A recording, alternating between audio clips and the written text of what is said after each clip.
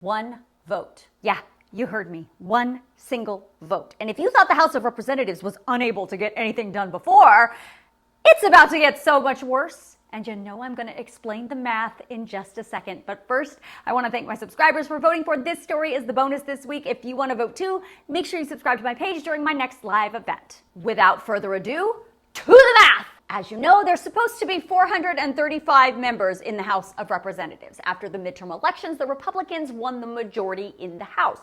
That means, technically, as the majority, they should be able to pass pieces of legislation packed full of their party's priorities. But that has become more and more difficult because their majority keeps shrinking. Because of retirements and resignations and one expulsion, as of today, the House has only 431 members. 218 are Republicans and 213 are Democrats, which means in a hypothetical scenario where everyone here is technically present and voting, the House Republicans, in order to pass a piece of legislation with only their priorities in it, so 0 Democrats are going to vote for it, they would need to get 216 yes votes to pass that piece of legislation, which means these 216 votes would have to come from Republicans. That means they can only afford to lose 2 Republicans to no votes and still get that piece of legislation passed. Look, the reality is 2 votes is unheard of for a voting margin. That is really, really slim.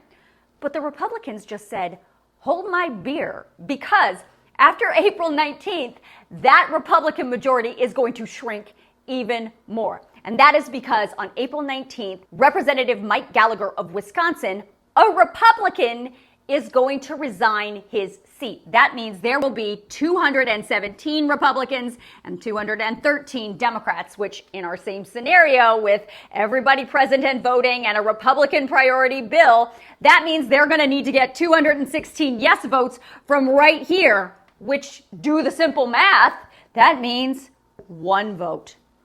1 vote!